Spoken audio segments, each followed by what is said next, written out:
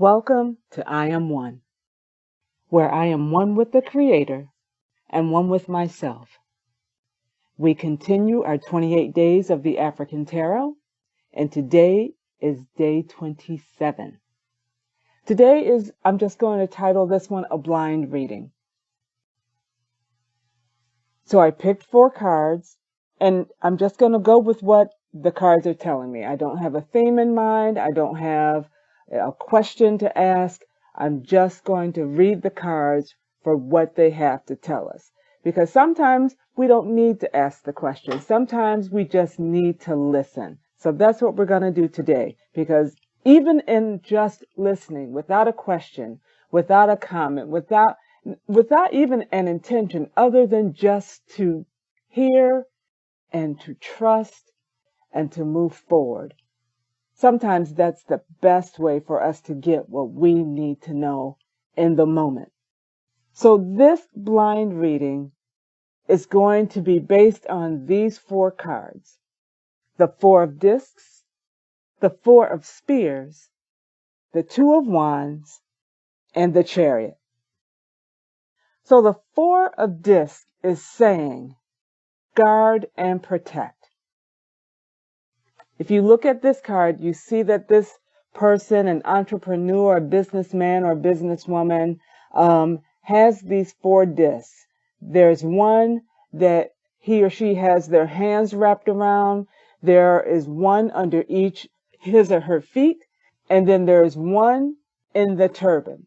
So this represents what this person has been able to amass, what this person has been able to accomplish, what this person has earned, what this person has accumulated based on what they have put in place to make the success come into their presence, into their being, into their bank account, into their home, whatever the case may be. They have done the work, and this is what they've amassed. And now it is time to guard and protect it. So the discs themselves represent the element of the earth. So in our guarding and our protecting, sometimes we need to make sure we are grounded. What do I mean by that? That means grounded or level or stable.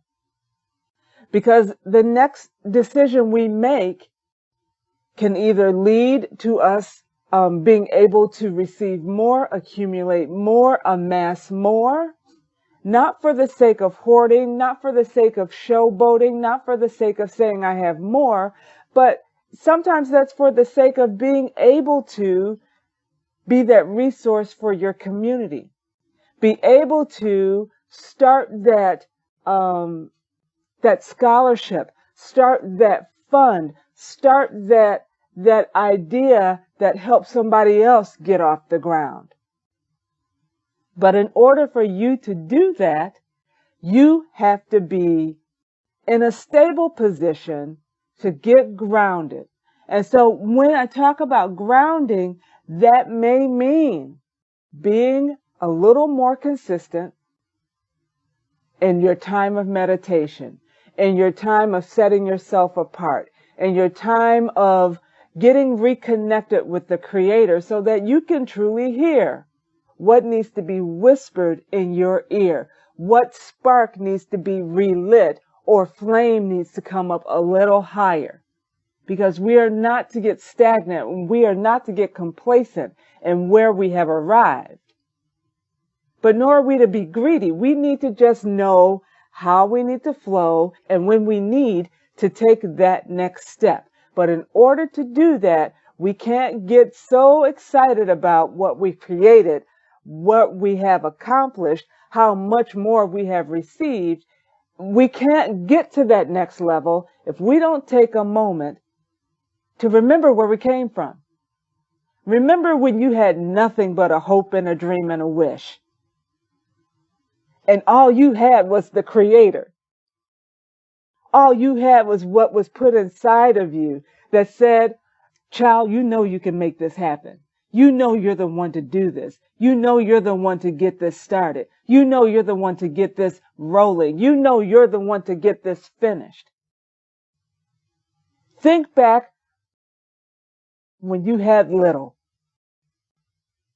and how hungry you were, how anxious you were, how you were willing to do what was necessary. Now that you're there, take a step back and get regrounded, because it's time to go to the next level. So you're going to have to be methodical. You're going to have to be wise in your choices and your decisions and even in your investments. So you may have to get more consistent or get consistent with your meditation time, with your reconnection to the Creator, or your prayers, if that's what you want to call them, your chanting, your whatever, your stillness, whatever it is, whatever that ritual is for you, whatever that practice is for you, where you get refocused, you get recentered so that you are ready to move on to whatever is next. It's time to reach back into that bag of tricks and get back in touch with that, whatever that is that you call it. And in the process of doing that, you may find that you're having or experiencing a new way of hearing. I know you're used to hearing the Creator talk to you or speak to you or speak through you, channel through you, whatever term you want to use, when you ring a bell or when you hum or when you or when you say your prayer, whatever that is. I know that you're used to hearing the Creator respond. You're used to hearing the Creator speak, whisper, spark, get your attention in that way. But I'm challenging you. I am challenging you, or should I say, the cards are challenging you. This particular card is challenging you to reconnect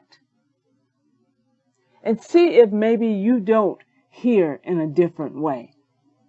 Because I tell you, as you move up in levels with your vibration and the energy, and when you feel like you're that much closer to Source or Creator of all, your hearing becomes fine-tuned. Just a little bit more. And sometimes, like a piano or an instrument, you have to get retuned because you've been doing it that way for a minute. And after playing a piano for a while, or I used to play trumpet growing up, and I know when we would go to band practice, we didn't just pull up our instrument and start blowing and playing. There was a process that we had to go through to retune our instrument to get back in alignment. Same thing with the singer. I'm also a singer. Same thing when we went to choir practice. We have to get in there. Yeah, I know how to sing and I know how to hold the tune and I know how to hear the note. But sometimes we have to get in there and we got to warm up our vocal cords. Why? Because that's bringing our breath back in alignment so that we're not just singing a note, but we're singing a better quality of note. Woo! It's not that you're not hearing the Creator, but you're so used to hearing the Creator in a certain way, manifest to you in a certain kind of experience, that Creator is ready to give you a new one, and you're still waiting to see it the way you've always seen it. So, knowing what you have and what you have achieved, be proud of that. But now let's go back to the drawing board. Let's go to the Four of Spears. The Four of Spears, you see this person lying down. You see this person has all four spears. Box themselves in these four spears. Why? Because it's time to set yourself apart. It's time to just get back to that still small voice.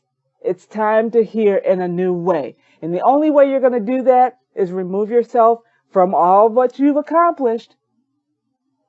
Don't put that down.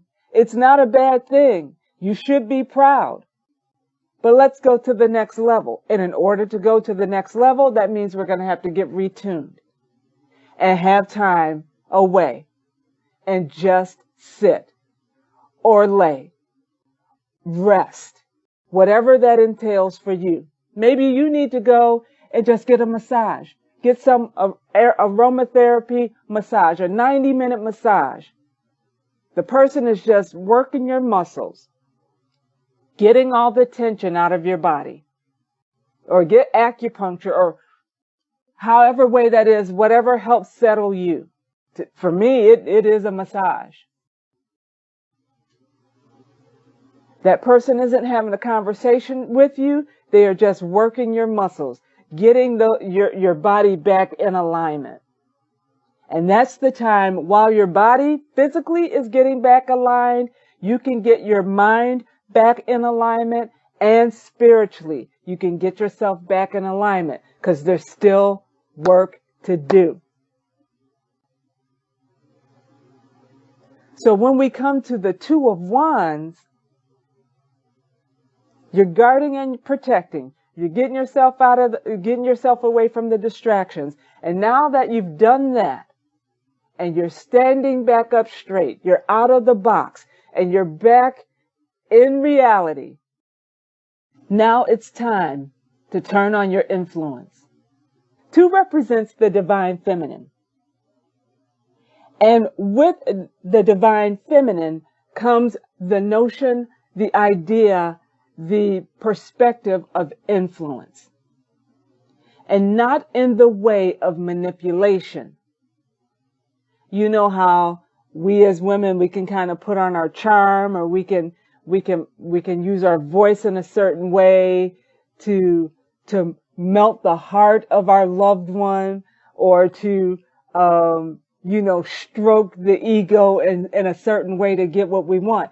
It's not necessarily about manipulation as much as it is about the Chariot card, which is your ability to steer the ship, your ability to lead the herd. You're a major player. And some of you don't even know how much of a major player you are.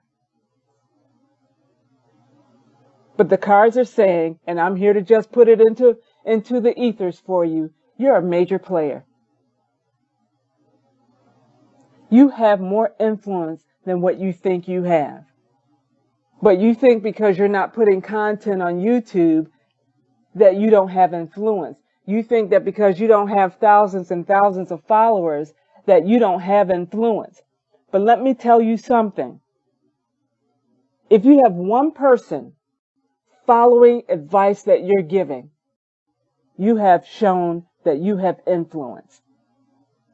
Because whatever you've done to gain their trust, they've been watching you. Whatever you've been doing quietly, minding your own business, they've been watching and they've seen, and now you've given them a word of advice. You've given them a word of direction, and they followed that word that you gave, and now they are in a better place because you have influence.